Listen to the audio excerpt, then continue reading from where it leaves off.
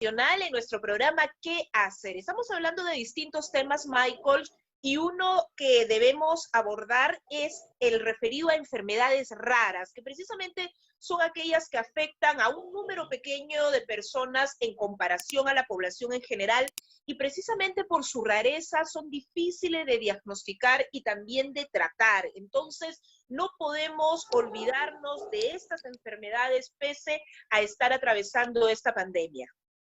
Así es, Sofi, y de alguna manera hay que ver cómo está el panorama, cómo se ve el panorama con estas personas que precisamente presentan enfermedades raras hoy, teniendo en cuenta que los centros hospitalarios y médicos tienen la prioridad de atender casos de coronavirus. Por eso vamos a darle la bienvenida de inmediato a la doctora Milagros Dueñas, especialista de la Sociedad de Genética Médica del Perú. ¿Qué tal? ¿Cómo está, doctora? Muy buenos días. Bienvenida a ¿Qué hacer? De Nacional. Muy buenos días, Michael. Muy buenos días, Sofía. Muchas gracias por la invitación. Sí, en realidad, como ustedes bien mencionan, los pacientes con enfermedades raras ya de por sí antes de la pandemia habían sido un sector que usualmente no era uno de los priorizados y ahora con la pandemia pues están siendo afectados con mucha mayor razón. ¿Y qué se está haciendo desde las instancias del Estado, desde el MINSA, desde los encargados de garantizar la salud en nuestro país? Sí, en realidad cada institución intenta brindar otras formas de comunicarse con los pacientes para no desatender esas necesidades que ellos tienen, y una de estas herramientas son las teleconsultas, ¿no? A nivel tanto de salud como de MINSA se están tratando de implementar, o lógicamente toma un tiempo porque hay que ver varios procesos en el cual cómo se genera la cita, si es que hay el suficiente soporte. Los consultorios usualmente no tienen una computadora con cámara, ¿no? Entonces no están preparados para hacer ese tipo de teleconsultas.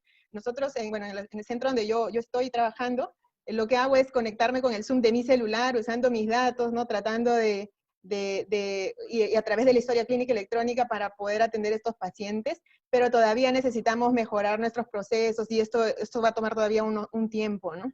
Yo creo que a nivel del MINSA, también Telesalud convocó a un grupo de profesionales, sobre todo los que estaban en casa, laborando como trabajo remoto, para que pueda implementarse estas teleconsultas a nivel nacional, pero que yo sepa todavía no hay, al menos no sé si al 100% se ha implementado, me parece que todavía está en proceso. Claro, ahora, según la Organización Mundial de la Salud, existen alrededor de 7.000 enfermedades raras que afectan aproximadamente al 7% de la población mundial. ¿Cuál es la situación real en nuestro país, doctora, sobre enfermedades raras?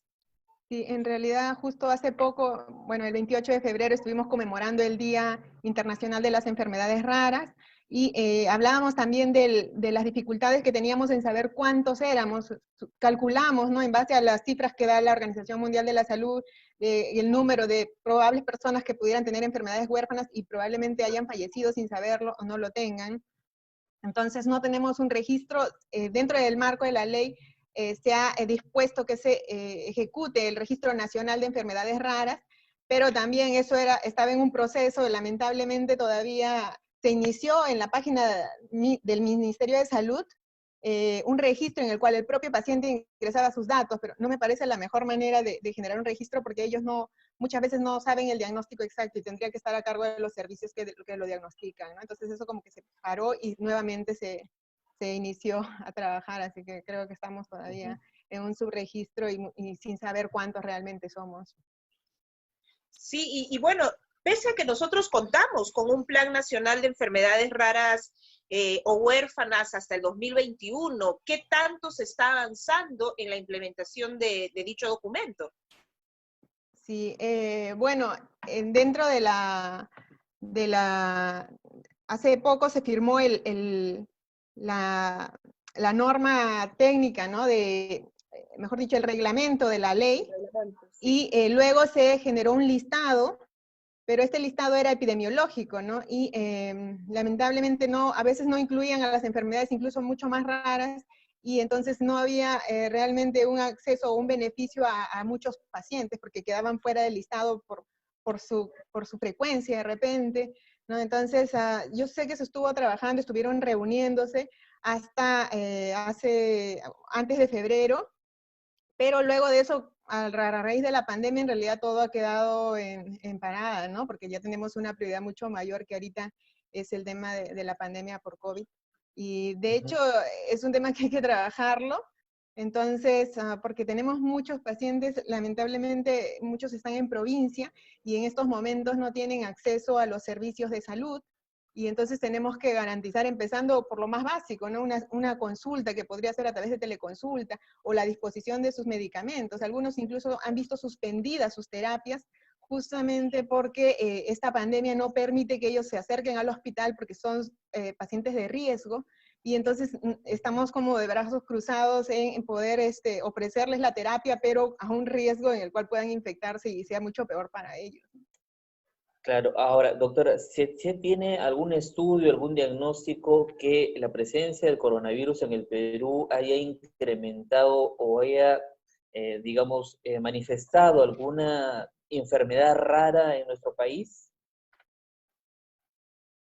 Que el coronavirus haya desatado una enfermedad rara, hasta ahora en Perú no. Hay otros estudios en Europa, me parece, que se están asociando a una enfermedad de Kawasaki en niños, pero aquí todavía no hay reportes. Sabemos que es un virus que provoca mucho reacción autoinflamatoria, ¿no? La tormenta de citoquinas, y además de la propia infección, que a veces puede estar sobreagregada por una infección bacteriana, pues el propio sistema empieza a desregularse, ¿no? Y eso puede ser también Claro, y esta ocasiones. enfermedad doctora, ¿y esta enfermedad de Kawasaki a qué se refiere?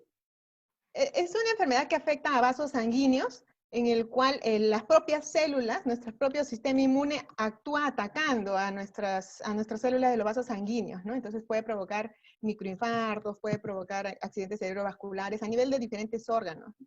Entonces, y esto justamente por el virus, ¿no? A veces nosotros podemos hacer reacciones autoinmunes, es decir, que nuestro propio cuerpo empieza a atacar nuestras células, pero hay un desencadenante que podría ser una infección bacteriana, una infección viral, ¿no? En este caso podría ser el COVID, ¿no? Sí, y alguna de las enfermedades raras se puede agudizar a partir del COVID, es decir, un paciente con una enfermedad rara puede agravar. Sí, en realidad las enfermedades raras son tan heterogéneas. Ahora, muchas de ellas son multisistémicas y muchos de estos pacientes ya tienen de por sí problemas respiratorios propios de su enfermedad. Entonces, si sobre esto se agrega una infección por COVID o una simple influenza, ellos van a tener mucho más riesgo de poder hacer la forma severa incluso, ¿no? Claro. Doctora, ¿qué recomendaciones le podría dar a nuestros oyentes que están escuchando el programa y que probablemente sean pacientes de enfermedades raras? Sí, en realidad, en primer lugar, cada uno tiene un médico tratante, que contacte a su médico tratante, porque ya se están aperturando estas consultas, estas teleconsultas. Entonces es importante que puedan contactarlo para que puedan generarle una cita, puedan ser atendidos al menos a través de este medio, y incluso se pueden generar las recetas, ¿no? Entonces eso principalmente, porque la comunicación es fundamental para saber realmente cómo están, si tienen de repente alguna medicina que les falta y se les pueda generar, ¿no? Y de esta manera, pues, poder saber realmente cuáles son sus necesidades. Hay muchas otras que lamentablemente no se pueden, todavía no se pueden brindar, como ciertos servicios de diagnóstico, de laboratorio, de rayos X, que están suspendidos todavía por el estado de emergencia. Y bueno, tenemos que esperar las disposiciones de nuestras autoridades para ver en qué momento se reactiva esto de manera progresiva, ¿no? Además, es importante pues que ellos usen una mascarilla que les proteja, ¿no? Porque ya de por sí son pacientes de riesgo. Muy bien, muchas gracias, doctora Milagros Dueñas. Ha sido muy interesante poder conversar con usted aquí en nuestro programa ¿Qué hacer en Nacional? Muchas gracias. Un gusto, muchas gracias. Seguimos entonces aquí en Nacional Nace Cada Día.